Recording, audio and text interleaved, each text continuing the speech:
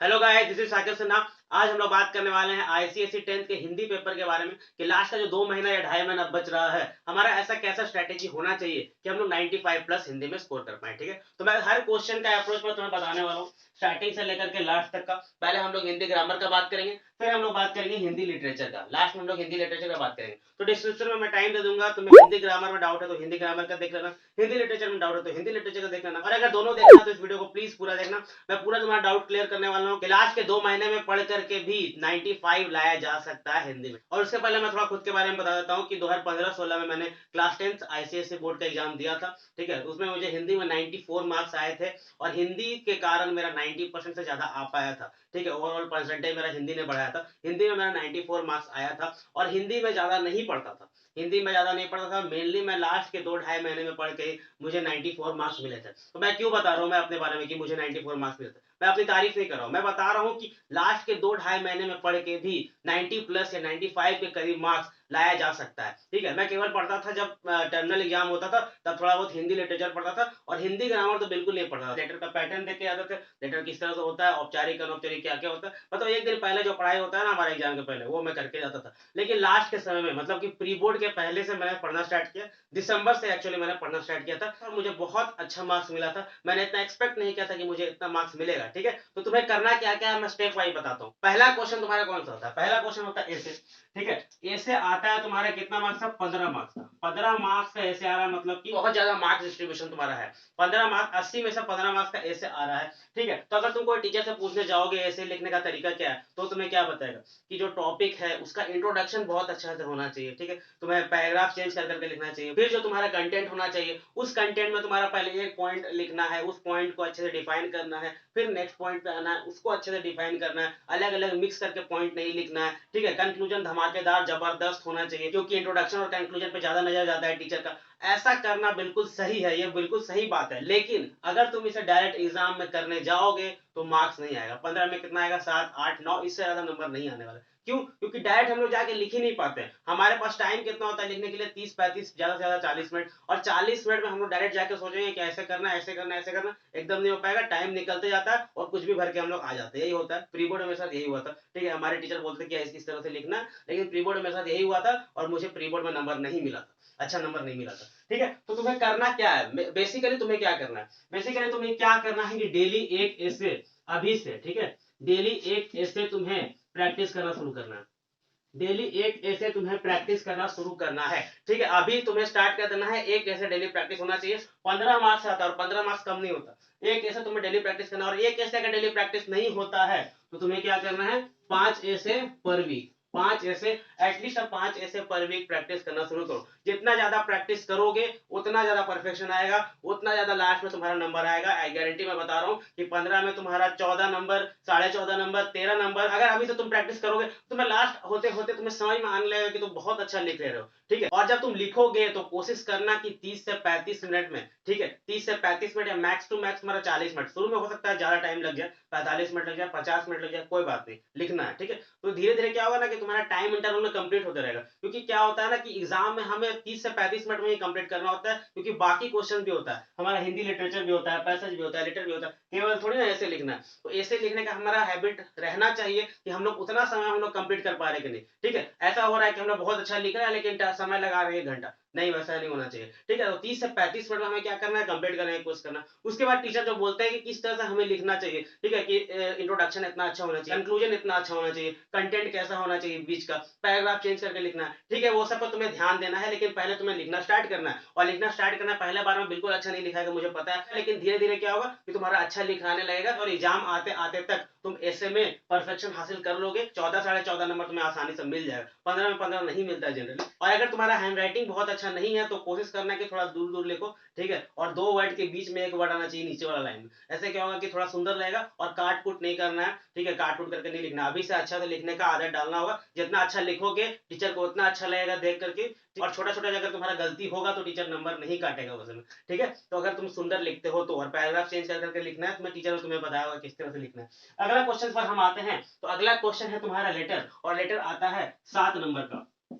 तो ये 7 में 7 कैसे लाना है? 7 में 7 कैसे लाना है? इससे भी प्रैक्टिस करना है। अगर ये 5 बार वीक में कर रहे हो तो इसे एटलीस्ट 3 से 4 बार वीक में करो और ज्यादा टाइम नहीं लगेगा।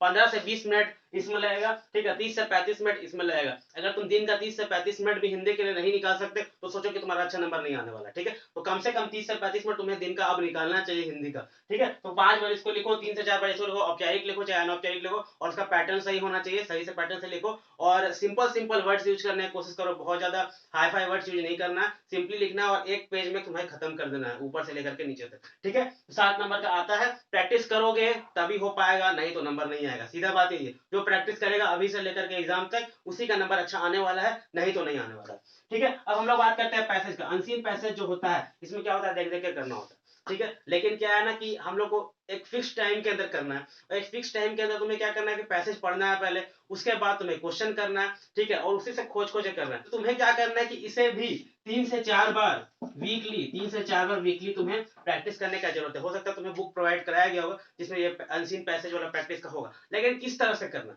ठीक है। बहुत सारे टीचर तुम्हें बोलेंगे कि पहले तुम्हें क्या करना है, पैसेज पढ़ना है, या बहुत सारे सीनियर्स भी कहेंगे कि पहले तुम्हें पैसेज पढ़ना है, जैसे हम लोग को कहा गया था पहले पैसेज पढ़ो, एक बार 2 बार अच्छे से तुम्हें समझना है, फिर क्वेश्चन करना है, कुछ गलती नहीं रह जाए। लेकिन मैं क्या कह रहा हूँ, ठीक है, मेरा एडवाइस क्या है कि पहले तुम्हें क्वेश्चंस पढ़ना है, ठीक है, कि क्वेश्चन क्या क्या दिया हुआ है, क्योंकि जो तुम्हारा एग्जाम है, एग्जाम में तुम्हारे पास समय ज्यादा नहीं होता, बहुत सारे क्वेश्चन करना होता है। तो तुम्हें सबसे पहले क्या करना है, क्वेश्चन पढ़ना है पैसेज में कि क्या क्या क्वेश्चन दिया हुआ है। उसके बाद तुम्हें क्या करना है कि पैसेज पढ़ना है। पहले क्वेश्चन पढ़ लोगे तो तुम्हारे दिमाग में रहेगा कि क्या क्या क्वेश्चन पूछा हुआ है, और अगर बीच में वो सब आंसर तुम्हें मिल गया तो वहीं से तुम डायरेक्ट जाके आंसर लिख सकते हो, और आगे पढ़ने का जरूरत भी नहीं होगा। तुम क्वेश्चन अगर पहले पढ़ लोगे तो फिर पैसेज बनाने में ज्यादा आसानी होता है, ठीक है। अगला क्वेश्चन पे हम लोग आते हैं, ग्रामर पोर्शन। देखो यार, ग्रामर पोर्शन का क्या है ना कि ग्रामर पोर्शन में तुम्हारा फुल मार्क्स आना चाहिए, क्योंकि ग्रामर पोर्शन बहुत हार्ड नहीं होता है, बहुत इजी पूछा जाता है। विलोम शब्द हो गया, पर्यायवाची हो गया, ठीक है, यही सब इजी चीज पूछा जाता है। ग्रामर पोर्शन तुम परीक्षा के 2-3 दिन पहले भी करोगे तो भी कोई टेंशन नहीं है, ठीक है। 2-3 दिन पहले पढ़ के भी जाओगे तो भी तुम्हारा कंप्लीट हो जाएगा। लेकिन अगर तुम्हारा बाकी सब्जेक्ट में अच्छा चल रहा है, बाकी सब्जेक्ट में तुम पोर्शन अच्छा से कंप्लीट कर ले रहे हो, तो ग्रामर पोर्शन भी पढ़ना चाहिए। हालांकि अभी तुम पढ़ोगे तो हो सकता है तुम भूल जाओ, लेकिन कुछ ना कुछ तो जरूर याद रहेगा।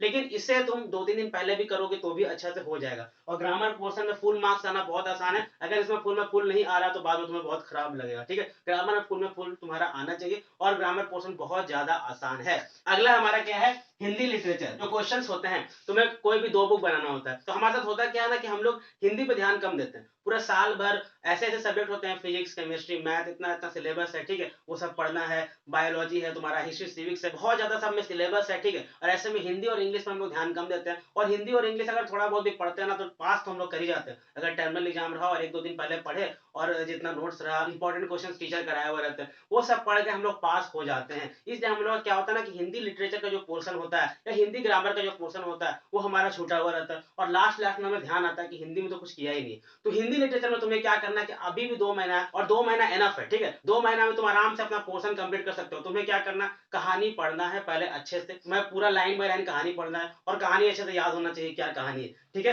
कहानी याद होना चाहिए। उसके बाद तुमने वर्कबुक का नाम सुना होगा, वर्कबुक मिला होगा। वर्कबुक जो मिला है, वर्कबुक तुम्हें करना है, वर्कबुक, ठीक है। वर्कबुक जो मिला है, वर्कबुक का हर एक क्वेश्चन करना है, वर्कबुक का हर एक क्वेश्चन तुम्हें करना है अब, ठीक है। कहानी पढ़ लिए, उसके बाद तुम्हें किस पे आना, वर्कबुक। वर्कबुक बनाने से क्या फायदा होगा, अब वर्कबुक में क्या है ना कि उसी तरह का गद्यांश दिया रहता है जिस तरह का तुम्हारा एग्जाम में आता है, कहीं से भी पूछ जाता है एक पैराग्राफ और उसी से क्वेश्चन आता है। तो वर्कबुक में भी तुम्हारा उसी तरह का क्वेश्चन दिया रहता है, तो उसी तरह का क्वेश्चन अगर तुम प्रैक्टिस करोगे तो तुम्हारा डेफिनेटली अच्छा नंबर आएगा हिंदी लिटरेचर में। और हिंदी लिटरेचर में कुछ करने का जरूरत नहीं है, तुम्हें बस वर्कबुक बनाना है, और वर्कबुक हो जाए तो उसके बाद तुम्हारा प्रीवियस ईयर बनाना है, ठीक है। वर्कबुक और प्रीवियस ईयर कर लोगे, अच्छा नंबर आ जाएगा। हिंदी लिटरेचर में तुम फुल मार्क्स भी ला सकते हो, ठीक है। बाकी तो तुम्हारा स्पेलिंग मिस्टेक का प्रॉब्लम है तो वो तुम लिखने से सॉल्व कर सकते हो, अगर तुम अच्छा से लिखोगे। वर्कबुक बनाने का ये फायदा भी है कि तुम्हारा स्पेलिंग मिस्टेक ठीक हो सकता है, या फिर तुम आंसर कितना लिखे हो। मान लो कि कोई क्वेश्चन पूछ दिया गया, 3 नंबर का टाइप क्वेश्चन है, ठीक है, और तुम उसमें आंसर लिखे हो, उसे तुम्हें जाकर के चेक कराना है, अपने टीचर से चेक कराना जरूरी है। अब चेक क्यों कराना है, चेक इसलिए कराना है कि तुम्हारे टीचर बता सकते हैं कि तुमने कितना परफेक्ट आंसर लिखा है। कि मान लो कि ये क्वेश्चन अगर एग्जाम में आता तो तुम्हें कितने नंबर मिलते, ये तुम्हारे टीचर तुम्हें बता सकते हैं। अगर अभी से तुम्हारा प्रैक्टिस होगा उसी तरह से क्वेश्चन बनाने का, जिस तरह के क्वेश्चन तुम्हारे एग्जाम में बनाने चाहिए, तो उसी तरह से तुम एग्जाम में जाकर भी आंसर लिखोगे। तो उसी तरह से अगर तुम आंसर लिखोगे तो तुम्हारा अच्छा नंबर आने आने का चांसेस बढ़ जाता है। अगर टीचर तुम्हारा कॉपी चेक कर रहा है, ऐसे टीचर को बहुत सारा कॉपी चेक करना होता है एक दिन में, ठीक है। बोर्ड एग्जाम का जब कॉपी चेक होता है तो एक दिन में बहुत सारा कॉपी चेक करना होता है। तो अगर उसे ऐसा कॉपी मिले जिसमें आंसर बहुत अच्छा से लिखा हुआ, बहुत ही खूबसूरत तरीके से सजा के लिखा हुआ, काटा कूटा नहीं है, और जैसा क्वेश्चन का आंसर होना चाहिए, घुमा घुमा के नहीं लिखा हुआ। जैसे हम लोग का होता है कि हमें पूरा अच्छा से आंसर नहीं आता तो हम लोग कुछ भी लिख देते हैं, घुमा घुमा के लिख देते हैं, ठीक है। घुमा घुमा के नहीं लिखना, अभी से प्रैक्टिस करना है कि अच्छा से लिखना, जितना आंसर पूछा गया है, जो क्वेश्चन में आंसर पूछा गया है तुम उतना ही लिखना, ना ज्यादा लिखना ना कम लिखना। और ये कैसे होगा? तुम्हारा वर्कबुक प्रैक्टिस करने से तुम्हारा हो जाएगा। और लास्ट का 2 महीना में तुम वर्कबुक प्रैक्टिस करो, हिंदी लिटरेचर में बहुत अच्छा नंबर तुम्हारा आ जाएगा। जिस तरह से मैंने तुम्हें कहा है इसका स्क्रीनशॉट ले लो, ठीक है। एक बार ऐसे लिखना है, 3 से 4 बार रिटर्न लिखना है, और पैसेज भी 3 से 4 बार वीक में तुम्हें प्रैक्टिस करना है। अगर तुम इतना कर लेते हो तो भाई तुम्हें 95 प्लस से कोई नहीं रोक सकता। बस तुम्हारा क्या है कि स्पेलिंग वगैरह सब सही होना चाहिए, मतलब कि लिखने का आदत होना चाहिए, बाकी तुम्हारा 95 प्लस हिंदी में आ सकता है, ठीक है। मेरे 94 आए थे, मैं तारीफ नहीं कर रहा, मैं कह रहा हूं कि अगर मैं 2 महीना में कर सकता हूं तो तुम भी कर सकते हो, ठीक है। अभी तक जो हुआ भूल जाओ, लेकिन अब आगे का सोचना है। अभी तक जो भी हुआ अब अच्छा से करना है, जो मैंने बताया है उसे अच्छे से फॉलो करो, ठीक है। और अगर तुम्हें कोई प्रॉब्लम होता है या सजेशन है तो तुम मुझे कमेंट बॉक्स में दे सकते हो, या कोई टॉपिक पे तुम्हें वीडियो चाहिए तो तुम मुझे कमेंट बॉक्स में बता सकते हो। और अगर तुम्हें कोई प्रॉब्लम होता है तो तुम मुझे मेरे इंस्टाग्राम पे आकर मैसेज भी कर सकते हो। अभी से लेकर के एग्जाम तक क्लास 10 से रिलेटेड कोई भी प्रॉब्लम होता है तुम मुझसे पूछ सकते हो, मैं तुम्हारे प्रॉब्लम सॉल्व करने का कोशिश करूंगा। और तुम्हें अगर ये वीडियो पसंद आया हो तो वीडियो को लाइक करो और ज्यादा से ज्यादा शेयर कर देना अपने दोस्तों के बीच, और चैनल पर नए हो तो चैनल को सब्सक्राइब करो। अब बाकी मिलते हैं अगले वीडियो में।